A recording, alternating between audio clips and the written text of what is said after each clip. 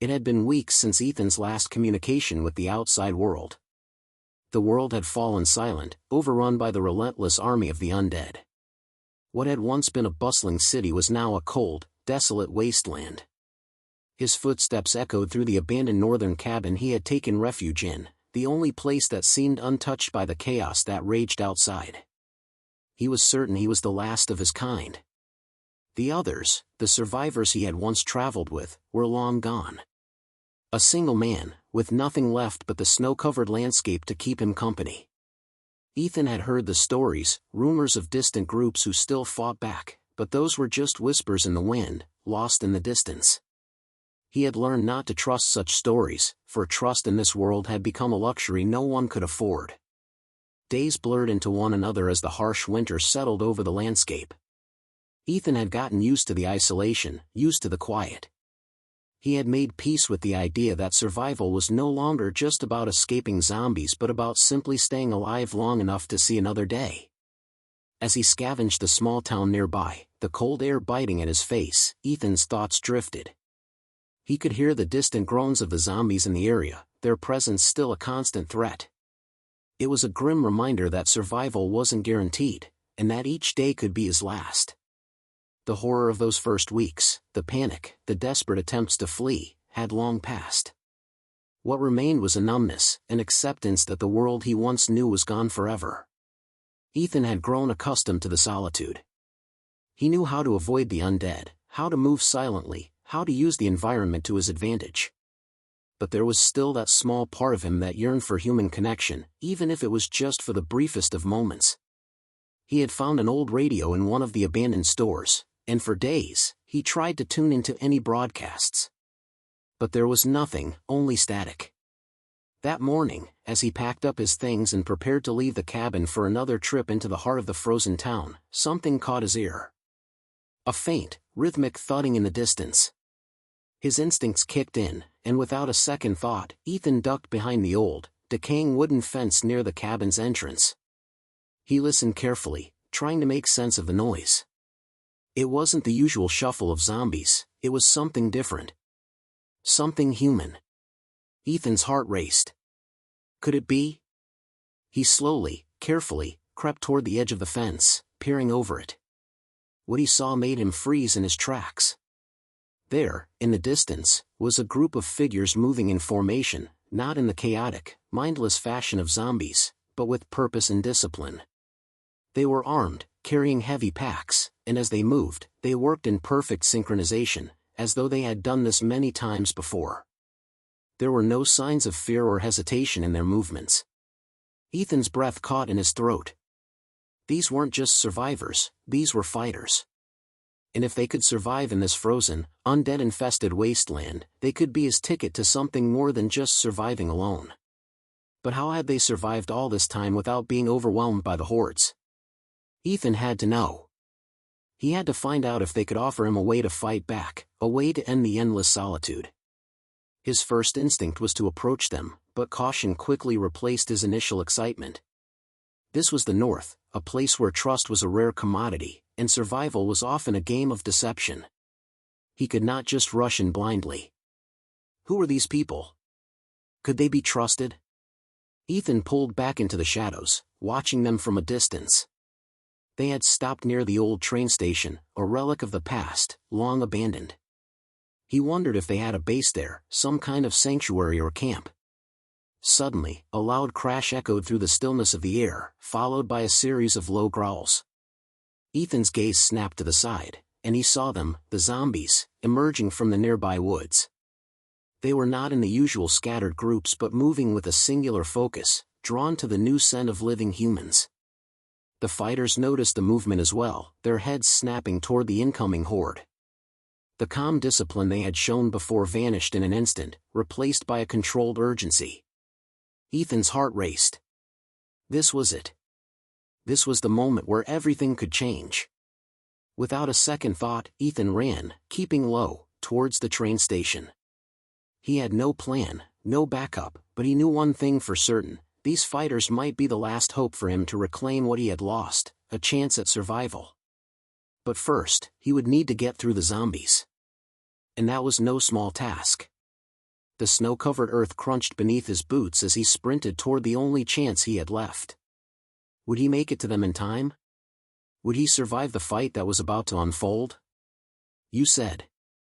Ethan's pulse pounded in his ears as he sprinted through the thick snow, his breath coming in sharp, visible bursts. The distance between him and the group of fighters seemed both too far and dangerously close, depending on how he looked at it. Every step he took brought him closer to potential salvation, or certain death. The growls of the zombies echoed louder as the pack emerged from the trees, their decayed forms shambling forward with an unnerving slowness, but there were so many of them. Ethan's heart sank as he saw the sheer size of the horde moving toward the fighters. There was no way they could hold them off. He wasn't sure if he could do anything to help, but he couldn't just stand by and watch.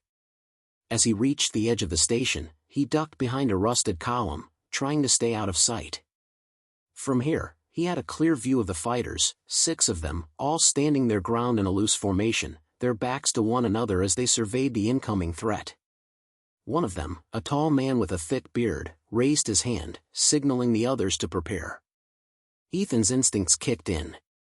He had fought before, but never in a group, and never with such high stakes. The odds of surviving here were slim, but he knew he couldn't just leave.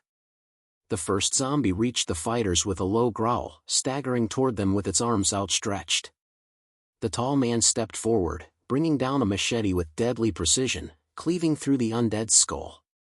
The sound was sickening, but the action was swift. He didn't hesitate. The others followed suit, engaging with the zombies in a seamless, deadly dance. Their movements were calculated and smooth, a far cry from the clumsy chaos that Ethan had grown accustomed to in the early days of the apocalypse. Ethan's eyes widened. These were not ordinary survivors. These were trained fighters. Each one moved with purpose, working together as though they had done this countless times before. They covered each other's backs, using their weapons with deadly accuracy and a tactical mindset. But the zombies kept coming. The first wave fell easily, but there were more, so many more. The fighters were good, but they were only human. Even with their skills, they were outnumbered, and Ethan could see the strain beginning to show in their movements. He couldn't let them fight alone. He took a deep breath, mentally preparing himself for what was to come. Without further hesitation, he ran forward, his feet crunching loudly in the snow. He knew the noise would alert the zombies, but it was the only chance he had to help. As he approached, he picked up a long, jagged piece of metal lying on the ground, a makeshift weapon. It wasn't much, but it would have to do. He lunged at the nearest zombie, thrusting the metal shard into its chest. The creature snarled and staggered back, but it didn't fall. With a grunt, Ethan twisted the shard and shoved it deeper, finally bringing the creature down. The others in the horde turned toward him, their hollow eyes locking onto him with predatory hunger. A growl sounded from behind him, and Ethan spun just in time to block a swing from a zombie. The creature's rotten hands slammed into his chest, knocking him back. He gasped for air, the wind knocked out of him as he scrambled to his feet. His heart pounded, but before he could react, a sharp crack rang through the air, and the zombie crumpled to the ground, its head shattered. The tall fighter had made the shot from afar, taking out the threat in a single, precise strike. Ethan barely had time to register the help before another wave of zombies came rushing at him. He raised his weapon again, fighting alongside the strangers who had saved him. The cold air seemed to freeze the blood in his veins, but adrenaline kept him moving. He wasn't going down without a fight. With each swing, thrust, and blow, the tide of battle began to shift. The zombies fell one by one, their ranks thinning with every passing moment. The group of fighters moved with brutal efficiency, their every action a testament to the years of experience they had accumulated in this harsh new world. In the midst of the chaos, Ethan found himself working side by side with them. There was no time for introductions, no time for questions, only the pressing need to survive. He could see the unspoken communication between the fighters, glances exchanged, nods of approval, a silent agreement to continue fighting. They were in sync, like a well-oiled machine, and for the first time in a long while, Ethan felt like he was part of something bigger than himself. Finally, the last of the zombies was brought down, their decaying bodies piling up in the snow like twisted carcasses. The group of fighters took a moment to catch their breath, their chests rising and falling with exertion. Ethan stood there, panting, his body trembling with adrenaline. His eyes scanned the group of fighters who had just saved his life. The tall man with the machete, the woman with the crossbow, the older man with a rifle slung across his back, each of them seemed like a seasoned warrior, but there was something more to them than just their survival skills. They were a team, and they had been together for a long time. The silence that followed the battle was almost deafening. Ethan's mind raced as he thought about what to do next. He couldn't just leave. He had to know more. Who were these people? How had they survived for so long in the frozen wasteland? Before he could ask any questions, the woman with the crossbow turned toward him.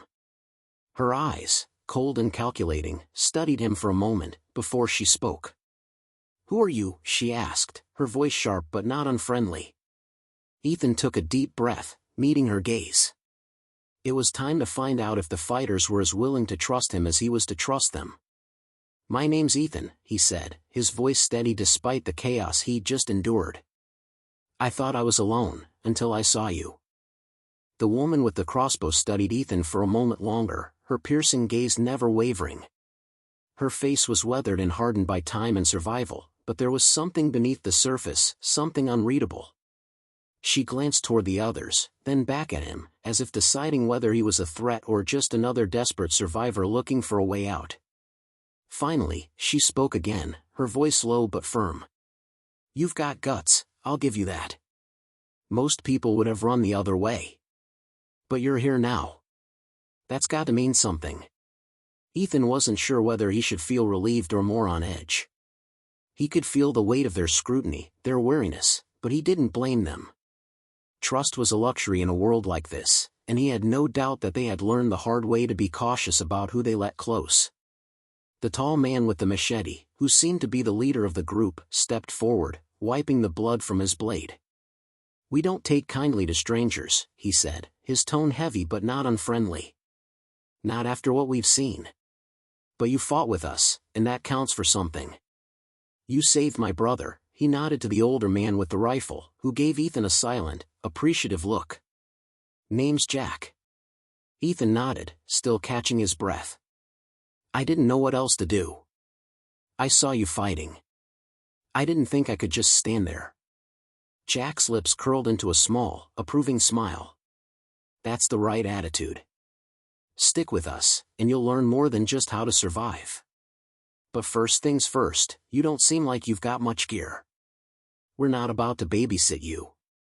You make yourself useful, and you earn your keep. Understand?" Ethan nodded quickly, his eyes flickering to the woman with the crossbow. She was still standing off to the side, her expression unreadable. "I understand," Ethan replied, his voice steady. "I'm not looking for a handout. I just want a chance." Jack's gaze softened just a fraction. "Good. We could use someone with your kind of determination." He turned to the group, giving them a quick nod. "All right, everyone. We'll make camp here for the night. It's too late to keep moving, and there's no use trying to push through the storm. We'll head out in the morning." Ethan followed them into the old train station, which had been converted into a makeshift shelter. It was a far cry from the luxury he had once known, but in this world, it was more than enough. The walls were lined with the remnants of old supplies, canned food, blankets, water bottles. A fire crackled in a makeshift hearth, filling the space with warmth. As the group began settling in, Ethan felt a wave of exhaustion wash over him. The day's fight had drained him, both physically and mentally. But it wasn't the fight that lingered in his mind, it was the people. These fighters, who had been hidden away in the northern wilderness, had survived the apocalypse for longer than anyone Ethan had ever met. They were a far cry from the survivors he had encountered in his travels, most of whom were just struggling to make it day by day. There was something different about these people. They were strong, resilient, and purposeful. They weren't just trying to survive, they were building something. A community. A future. and for the first time in weeks, Ethan felt like he might be part of something larger than just surviving. As the group settled around the fire, the older man with the rifle, who had introduced himself as Frank, spoke up. His voice was gravelly, but there was a quiet authority in it. "We've been out here for a long time," Frank said, looking around at the others. "We've seen things, done things. We don't trust easily, and we don't let people in unless they prove they're worth it. But you," he paused, looking at Ethan with a knowing look. "You fought with us. You didn't run. That counts for something." Ethan nodded, his mind racing with questions. He had so many things he wanted to ask, but he knew better than to rush it. Trust had to be earned here, just like everything else. "I don't want to get in your way," Ethan said, his voice steady. "But if you'll let me, I'd like to help. Whatever you need." Jack, who had been listening intently, gave him a brief nod. "We could always use more hands. But you've got to prove you can keep up. There's no room for weakness in this group." Ethan felt a surge of determination. He had survived this long, and he wasn't about to let anything stop him now. He wasn't just looking for shelter, he was looking for a way to fight back. To make a difference. "I'm ready," he said firmly. "Whatever it takes." Jack studied him for a moment, then stood up, grabbing a set of tools from a nearby crate. "All right. There's a supply run we need to make tomorrow. It'll be dangerous, but if you want in, you'll need to show you can handle yourself out there." Ethan nodded without hesitation. "I'm in." The woman with the crossbow, who had been silent for most of the conversation, stood up and stepped toward him. Her voice was quieter now, but still sharp. "You're not just joining a group. You're joining a fight. We're not just surviving. We're fighting for a future." Ethan met her gaze, feeling a shift inside him. This wasn't just about living through another day. These people had a purpose. And he was going to be part of it. The night stretched on in a tense silence, each member of the group lost in their own thoughts. But for Ethan, something had changed. He wasn't alone anymore. And that small fact, more than anything, made him feel like he could stand a chance against whatever this new world had to throw at him. Tomorrow would be a test. But he was ready. The following morning, the sun barely peeked through the overcast sky, casting a pale light over the snow-covered landscape. Ethan had barely slept through the night, his mind racing with the uncertainty of what lay ahead. He had joined the group, but his place was still uncertain. Today would be his chance to prove himself, to show he wasn't just another survivor trying to latch onto the coattails of those who had mastered the art of survival. The fighters had already packed their gear by the time Ethan made his way out of the station, his boots crunching in the snow. Jack, the leader, gave him a once-over, making sure he was properly outfitted for the supply run. "You ready?" Jack asked, his eyes scanning Ethan's gear. Ethan had been given a basic jacket, a few weapons, and some rations for the journey. It wasn't much, but it was enough to get by. Ethan nodded, his breath visible in the frigid air. "Ready as I'll ever be." Jack grunted in approval, then turned to the others. "We head north to the old gas station. It's a short trip, but we'll need to be careful. There are still pockets of zombies around here, and we're not exactly alone in this region. So stay alert." The woman with the crossbow, whose name Ethan had learned was Mara, checked her weapon one last time, then slung it over her shoulder. Frank, the older man with the rifle, gave Ethan a sharp look before speaking. "I'll be watching your back," Frank said, his voice gruff. "Don't get in the way, and don't slow us down." Ethan swallowed hard, feeling the weight of Frank's words. This wasn't some casual scavenger hunt, it was a dangerous mission, and he had to prove he could handle the risks. The group began walking, their footsteps echoing in the stillness of the wasteland. The snow-covered forest stretched out before them, the trees twisted and gnarled, their skeletal branches reaching out like grasping hands. The world was eerily silent, save for the crunch of boots on snow and the occasional rustling of the wind through the barren trees. As they moved deeper into the wilderness, the tension in the air grew thick. Ethan couldn't help but notice how each of the fighters moved with a quiet precision, their senses always on alert, scanning the environment for any signs of danger. Jack led the group with confident strides, keeping his machete at the ready, while Mara kept to the rear, her eyes constantly scanning the surroundings. Frank was a step ahead of Ethan, occasionally glancing back at him as if judging his every move. The journey was slow but steady, the group making their way through the frozen forest with an urgency born of experience. They didn't speak much, but the silence wasn't uncomfortable. It was a shared understanding that words weren't necessary when survival was at stake. As they reached the edge of a small clearing, Mara suddenly raised a hand, signaling for the group to stop. The others froze in place, their bodies going rigid, their eyes immediately darting to the area Mara was scanning. A low growl pierced the silence. Ethan's heart raced, and he instinctively reached for his weapon, his fingers trembling slightly. He knew what that sound meant. Zombies. Jack's voice was calm but firm. Stay still. Don't make a sound. Ethan's breath hitched in his throat as he followed Jack's instructions, trying to keep himself composed. He wasn't sure how many zombies were out there, but the growl had come from close by. They were hunting, and it wasn't just one or two. The seconds dragged on like hours as the group waited, their muscles tense with anticipation. Ethan's eyes flicked to the others. Jack had his machete drawn, Frank was silently checking the rifle's safety, and Mara had her crossbow ready, her fingers brushing the string in preparation. The growl came again, closer this time, followed by the unmistakable sound of shuffling footsteps. Ethan's pulse quickened as he peered through the trees, his heart pounding in his chest. Through the branches, he saw them, 3 zombies, their bodies twisted and contorted in unnatural ways. Their skin was pale and decaying, their faces twisted in eternal grimaces of hunger. Their eyes were hollow, but their noses twitched as they sniffed the air, sensing something, or someone, nearby. Jack gave a subtle nod, and the group moved into position. Mara was the first to move, slipping behind a large tree with the grace of a predator. Frank stayed low, keeping an eye on the zombies through the scope of his rifle. Jack signaled to Ethan, gesturing for him to follow. Ethan moved cautiously, making sure his footsteps were as quiet as possible. His breath caught in his throat as he followed Jack through the snow, their movements synchronized in eerie silence. They crept forward, getting closer to the zombies with every step. Jack raised his hand, signaling for the group to stop. The 3 zombies were within striking distance now, their attention focused elsewhere.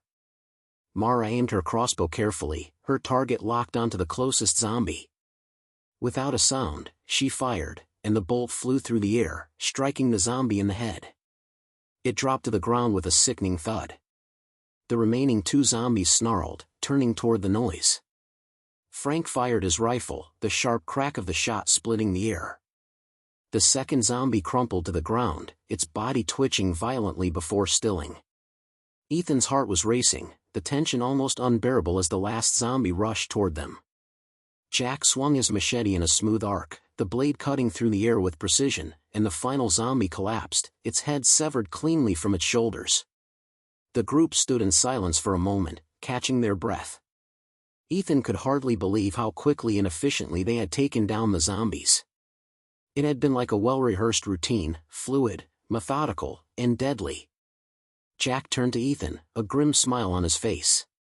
That's how it's done. Keep your head, and we'll make it through this. Ethan swallowed hard, his hands still shaking from the adrenaline. He had fought zombies before, but never like this, never with such focus, such teamwork. As they continued on their journey to the gas station, Ethan felt a small spark of hope. He had made it through the first real test. But he knew this was just the beginning. There would be more challenges ahead. More fights. More risks. But for the first time in a long while, he wasn't facing them alone. By the time they arrived at the old gas station, the clouds had darkened, and the temperature had dropped even further. The wind howled through the barren landscape, the snow swirling in chaotic gusts. The group, though exhausted from their journey, didn't slow down. The gas station loomed ahead, its dilapidated structure standing as a grim reminder of the world that had once been. Ethan's eyes scanned the area as they approached. The station was eerily quiet, with only the distant sounds of the wind and the occasional creak of the building. The broken windows and rusted metal gave the place a haunting, abandoned feel. It had clearly been looted a long time ago, but there were still signs of life, small footprints in the snow, and a few bits of scattered debris around the entrance. "Stay sharp," Jack murmured as they neared the entrance. "This place is a hotspot for scavengers and undead alike. We're not the only ones who know about it." Ethan felt a nervous knot form in his stomach. He had seen his fair share of abandoned places, but the sense of danger here felt different. The hairs on the back of his neck prickled. Something wasn't right. Mara moved to the front, her crossbow in hand, eyes scanning every shadow and corner. Frank stayed close to the rear, his rifle ready. Ethan followed Jack, who was moving methodically, as though every step was calculated. They made their way into the gas station, the large bay doors hanging loosely from their hinges. Inside, the air was thick with the smell of mildew, stale air, and something else, a metallic scent, like blood or rust. It was unsettling. The place was a maze of old gas pumps, crates, and storage shelves. Most of the shelves were empty, but some still held cans of food and water bottles, though they had been left untouched for months or even years. The group moved cautiously, checking each corner, listening for any sounds that might indicate danger. "We need to find the supplies quickly," Jack said quietly. "The storm's picking up. We don't want to be out here when night falls." The others nodded in agreement, their faces set with determination. Ethan's nerves were on edge, but he pushed them aside. This was it, the moment he could prove he was more than just a tag-along. He was going to help. He had to. They made their way toward the back of the station, where a large storage room awaited. The door was slightly ajar, and as they approached, they could hear the sound of something shuffling inside. Mara moved silently to the door, peeking through the small gap. Her eyes widened, and she motioned for the others to stay quiet. She signaled to Jack, who nodded and motioned for everyone to get into position. There were zombies inside, 3 of them. Their figures were barely visible in the dim light, but the unmistakable shuffle and low growls told the tale. They were picking through old boxes, seemingly unaware of the intruders outside. It was a dangerous situation, too many zombies for a direct confrontation, especially in a confined space. Jack crouched, his mind working quickly. He turned to Ethan and gave him a sharp look. "You stay low, and stay out of sight," Jack whispered. "We'll deal with them. You keep quiet and watch for any more surprises." "Got it?" Ethan nodded, his heart racing, and dropped into a crouch, staying behind a pile of old crates. His body tensed with anticipation as he waited for Jack and the others to make their move. This wasn't just a scavenging run anymore, it was a battle for survival. Jack motioned to Frank and Mara, and in a swift, practiced motion, they split up. Mara took position on the left, while Frank moved to the right. The group had done this before, stealth was key. The zombies in the storage room hadn't noticed the shift in positions. Mara was the first to act. She fired a bolt from her crossbow, striking one of the zombies in the chest. The creature let out an ear-piercing shriek, its body jerking with the impact before collapsing to the ground. It was loud enough to get the others' attention. The remaining 2 zombies turned, growling in the low, guttural way only the undead could. They started shuffling toward Mara, but before they could get too close, Frank fired his rifle, the shot ringing out and echoing through the station. The bullet hit one zombie square in the head, and it dropped instantly. The last one, now fully alerted, lunged toward Mara, its claws outstretched. But before it could reach her, Jack was there, swinging his machete in a clean arc. The blade found its mark, slicing through the zombie's neck with brutal efficiency. Its head rolled to the ground, and the body fell lifeless to the floor. The fight was over in seconds, but the tension in the room was palpable. Ethan felt his body flush with adrenaline, his breath coming in quick, shallow bursts. He had watched the others fight with precision, and he had been right, these people were dangerous. They weren't just surviving, they were thriving, mastering their environment. Jack wiped the blood from his machete, glancing at the others. "Good work. But don't get cocky. We've got what we came for.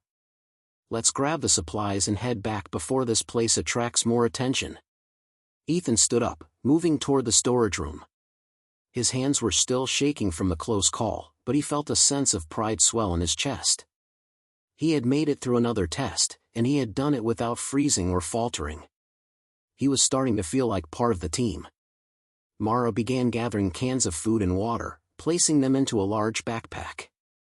Frank did the same, while Jack scouted the area for anything else of value. As Ethan helped collect the supplies, he couldn't shake the feeling that something was still off about the gas station. It felt too quiet, like the calm before a storm. "Let's get moving," Jack urged, his voice sharper now. "This place won't stay quiet for long." As the group made their way out of the gas station, Ethan couldn't help but look back. There was something about this place that unsettled him, something he couldn't put his finger on. But he wasn't about to dwell on it. They had what they came for, and the road ahead was still full of dangers. With the supplies in tow, the group set off toward their next destination, each step carrying them deeper into the unknown. But Ethan knew one thing for certain: he wasn't alone anymore. And as long as he kept his head and stayed focused, maybe, just maybe, he could make it through whatever came next. The storm had grown fiercer as the group trekked away from the gas station. The snow, once light and powdery, had thickened into a blinding flurry, and the wind howled through the trees like a wild beast. The whiteout conditions made it difficult to see anything beyond a few feet, forcing the group to slow their pace. Ethan was still adjusting to the tension of this new reality. Survival wasn't just about gathering supplies or finding shelter, it was about trust, and he had yet to prove to the others that he was worthy of theirs. Every step he took, he kept his eyes sharp, watching for any signs of movement or danger. The sound of crunching snow beneath their boots was the only noise breaking the eerie silence of the forest. Frank, the eldest of the group, walked ahead with his rifle at the ready, his eyes scanning the swirling snow for any movement. Mara was just behind him, her crossbow poised in front of her. Jack kept to the rear, his machete sheathed but his posture still alert. Ethan had grown accustomed to the silence between them, but today it felt heavier. Everyone was tense, almost too tense. He could feel it, like a current in the air, a premonition of something about to go wrong. Suddenly, Frank stopped, raising a hand to signal the others to halt. "Something's wrong," Frank said quietly, his voice barely audible above the wind. His sharp eyes scanned the snow-covered trees ahead, looking for any sign of movement. Jack frowned. "What do you mean?" Frank didn't respond immediately, but instead took a few cautious steps forward, his boots crunching loudly in the snow. He knelt, examining something in the snow. "Tracks." "They're fresh," Frank said, his voice grave. "Zombies, but these tracks don't match the usual shuffling patterns." Ethan leaned forward, peering at the tracks. They were deep, as if something heavy had trudged through the snow, but the steps weren't erratic like the typical undead. They were purposeful, almost deliberate. "These aren't just zombies," Frank added, his eyes narrowing. "Someone, or something, else is out here. Something that knows what it's doing." The hairs on the back of Ethan's neck stood up. He had seen enough to know that the world was no longer what it had been. The dead roamed the earth, and the living fought to survive. But now, there was something else. Something smarter, more calculated. "We need to be careful," Mara said, her voice low, her hand gripping her crossbow tightly. "The north is filled with unpredictable threats. Zombies aren't the only danger we face." Ethan felt a shiver run down his spine. The group had always spoken in vague terms about the threats in the north, but now it felt all too real. There was something out there, something they weren't prepared for. Jack motioned for the group to keep moving, but now everyone moved with more caution. Every step was deliberate, every sound analyzed. The wind whipped around them, but the deeper they moved into the forest, the more the snow seemed to quiet. It was as though the world itself was holding its breath. After what felt like hours, they finally reached the edge of the forest, where the trees gave way to a vast, empty plain. The storm had lightened, but the sky remained dark and overcast. The plain stretched out in front of them, a barren wasteland of snow and ice. "This is where we camp," Jack said, his voice grim. "We'll set up shelter and wait out the storm. Frank, you take first watch." Ethan nodded, following the others as they made camp. The wind was brutal out in the open, and they quickly set up makeshift shelters, using whatever they could find to protect themselves from the elements. Jack and Mara began preparing food, while Frank kept his rifle close, his eyes scanning the horizon. Ethan sat down by the fire, his mind racing. What had Frank meant by something smarter than zombies? His mind kept returning to the tracks in the snow. Could it be another survivor? Or something worse? He had learned to trust his instincts, and right now, they were screaming that danger was near. As the fire crackled, Jack sat down beside him, his face etched with concern. "You're quiet," Jack remarked, his voice low. Ethan shrugged, trying to shake off his unease. "Just thinking about what Frank said." Jack's gaze turned thoughtful. "You're not wrong to be concerned. There are things out here that we can't explain. We've seen them, humans who have turned. Not just into zombies, but something else. Something worse." Ethan's heart skipped a beat. "What do you mean?" Jack stared into the flames, his face unreadable. "There's a reason the North is so dangerous. It's not just zombies up here. There's a group of people, maybe they were once survivors like us, but they've changed. They've become something else. Something that hunts. And they don't just kill zombies, they kill anyone who crosses their path." Ethan felt a chill settle over him as Jack's words sank in.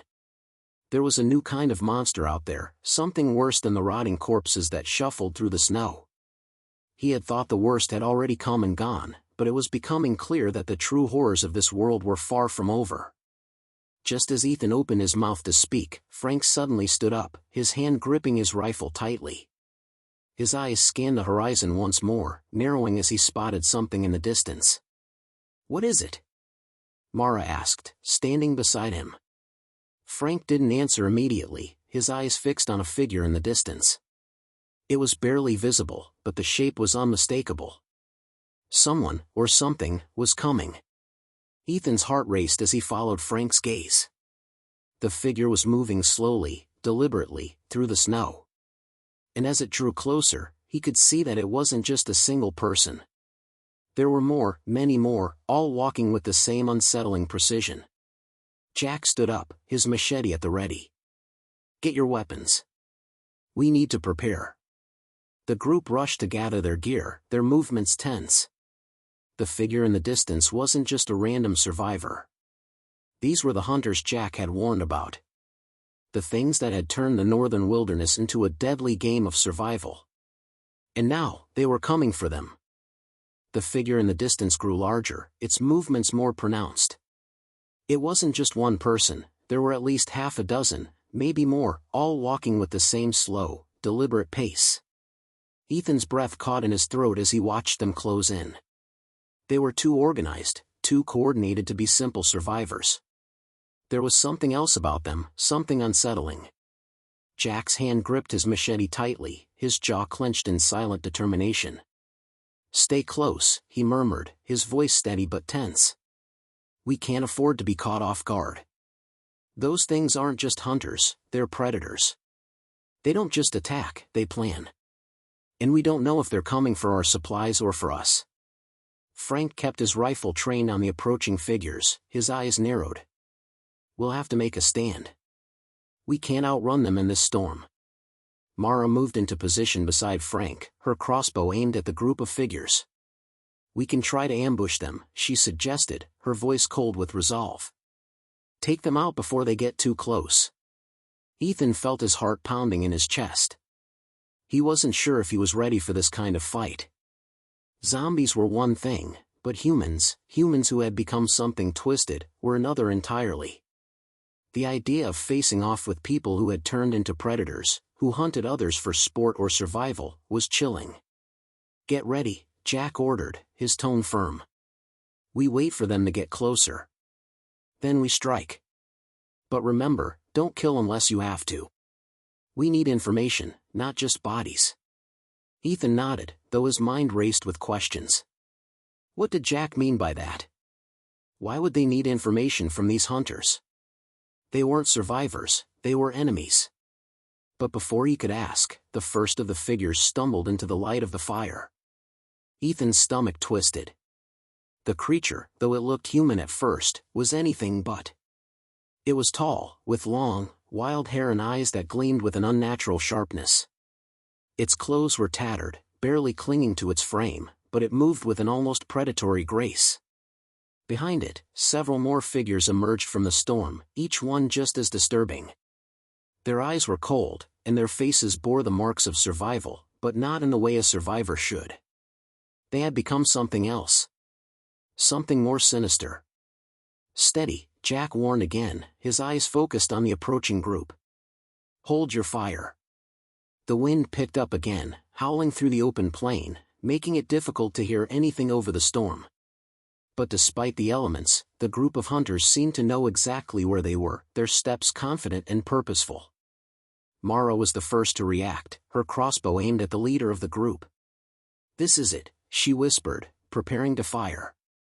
But before she could release the bolt, Jack's hand shot out to stop her. He had seen something that made him hesitate. The leader of the hunters was different from the others. It wasn't just the eyes, which glinted with a terrifying intelligence, but the way the leader moved. It wasn't a zombie. It wasn't fully human, either. There was something controlled about it. A sense of power that was unnatural. "Wait," Jack said, his voice low but urgent. "This one isn't like the others. Don't kill him yet." Ethan's confusion mirrored Mara's. "What do you mean?" "He's not one of us. We should." Jack cut him off, his gaze never leaving the leader. "He's not just a survivor, Ethan. He's one of them. But he's different. He's leading this group for a reason. We need to find out how they operate. What they know." Mara's brows furrowed, but she lowered her crossbow. "You want us to talk to him?" Jack nodded grimly. "If we can. We need to understand how these things think, what they want. Otherwise, we're just fighting blind." The hunters continued to close the gap, their movements more measured now. The leader's eyes locked onto Jack's, as if it knew the exact moment Jack had shifted his focus. There was a brief moment of silent tension, as if both groups were sizing each other up. Then, in a surprising move, the leader raised one hand in a slow, deliberate gesture. It wasn't an attack, it was a greeting. The rest of the hunters stopped in unison, standing at attention behind their leader. Ethan could feel the hair on the back of his neck stand up. This wasn't like any fight he had ever imagined. They weren't just looking to kill, they were waiting for something. Jack, never one to show uncertainty, spoke first. "We're not looking for trouble. We're just passing through." The leader's lips parted in a slow, unsettling smile. "Is that so?" The voice that came from its throat was gravelly, but it carried a strange authority. "Passing through? In the middle of a storm? You're not just passing through. You've got supplies, and you've got something else. Something we need." Ethan felt a cold shiver run down his spine as the leader's eyes met his. There was something unnerving about the way it looked at him, like it was seeing through him, analyzing him. It wasn't just hunger in those eyes. It was something more calculating. "We don't want trouble," Jack repeated, his voice steady but his grip on his machete tightening. "We're just trying to survive." The leader's smile faded, replaced by a look of cold calculation. "Survive?" It chuckled darkly. "We all survive, one way or another. But you're not the only ones with that goal in mind. If you want to survive, you're going to have to prove it." Before anyone could respond, the leader gave a sharp, almost imperceptible nod to his group. In an instant, the hunters raised their weapons, ready to strike. The air thickened with tension as Ethan realized that the true fight for survival was just beginning. They were no longer just up against zombies, they were up against something far more dangerous, humans who had learned to use the apocalypse as a weapon. And now, they had no choice but to fight back. The moment the leader of the hunters signaled his group, Ethan's heart raced. He had no illusions now. This was a battle for their survival, and it wasn't going to be easy. The storm howled around them, but the air was thick with the tension of the confrontation. The hunters weren't just hostile, they were organized, and they had the upper hand. Every step they took, every decision they made, could be their last. Ethan's mind raced as he quickly assessed the situation. The hunters were closing in. He could hear the creaking of their weapons, the scraping of metal against snow. Behind him, Jack, Frank, and Mara were already positioning themselves, their eyes locked on the leader, waiting for any movement that would signal an attack. The leader's voice cut through the howling wind again, cold and calculating. You think you're the only ones who know how to survive? You've got supplies, but that's not enough. You've got weapons, but that's not enough either. You're just a little group of lost souls in a world that's already dead. You'll have to prove you're worth more than that. Ethan swallowed hard. These people were no different from the infected they'd fought against, except they had minds, and those minds were just as dangerous as the zombies they feared. He could see it now, in the cold calculation of the leader's eyes. These weren't just people trying to survive, these were hunters, taking the apocalypse and turning it into their own sick game. Jack's voice was a low growl, barely audible above the storm. We've got nothing to prove to you. We'll fight if we have to. The leader's lips curled into a smile, but it was far from reassuring. Fight if you must. But remember, there's no winning in this world anymore. There's only who lives and who dies. The leader's hand shot up, signaling his group to move. At that moment, everything seemed to explode into chaos. The hunters moved swiftly, like a pack of wolves, with one clear goal: to overwhelm them. Frank was the first to act, his rifle snapping to his shoulder as he fired into the air, a warning shot that sent the group scattering.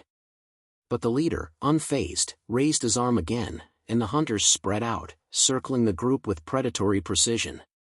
Ethan's mind snapped into focus.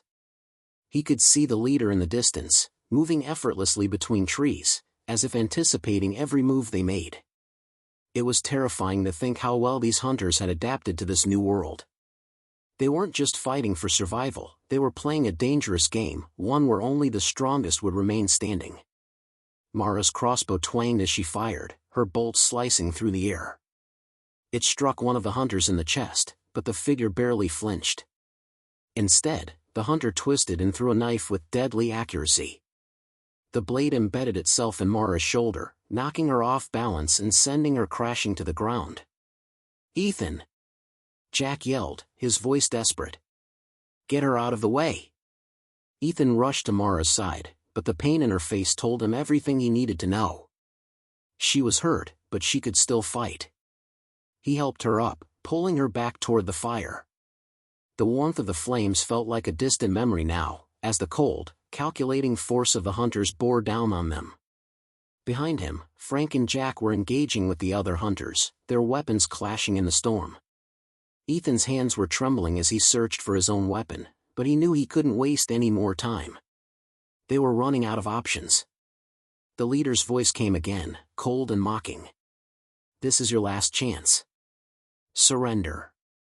Join us, or die alone." Ethan's mind screamed in protest. They couldn't afford to join them, not after everything they had fought for.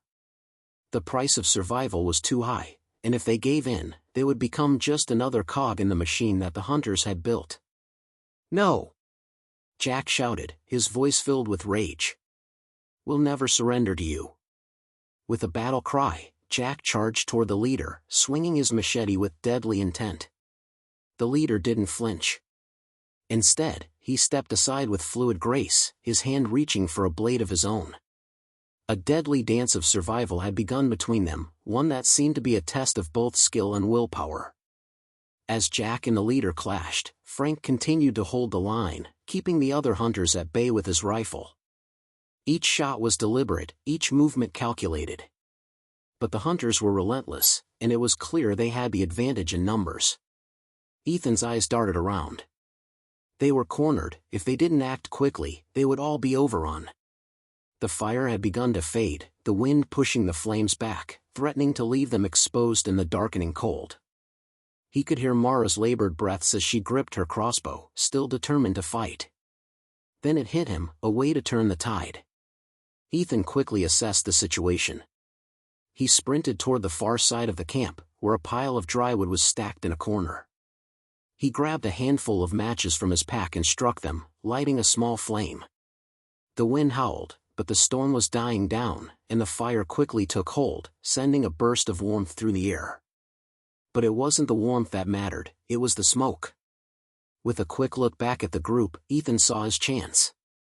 The wind was blowing just enough to carry the smoke toward the hunters.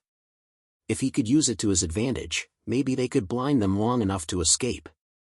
"Jack!" Ethan shouted. "The smoke! Use it to cover us!" Jack's head snapped around, his eyes narrowing as he caught on to Ethan's plan. Without hesitation, he kicked up a pile of snow near the fire, sending a blast of smoke and ash into the air, clouding the area around them. For a moment, the hunters hesitated, their movements becoming less sure as they were blinded by the smoke. It was just enough. Ethan didn't wait. With Mara and Frank covering their backs, he sprinted toward the edge of the camp, grabbing anything he could carry. They had to leave. There was no time to fight anymore. As the group retreated into the forest, the sounds of pursuit faded into the distance. The leader's voice echoed one last time, laced with fury. "You can run, but you can't hide forever." But for now, they had escaped. For now, they were alive. And in this world, that was enough. End of Part 8.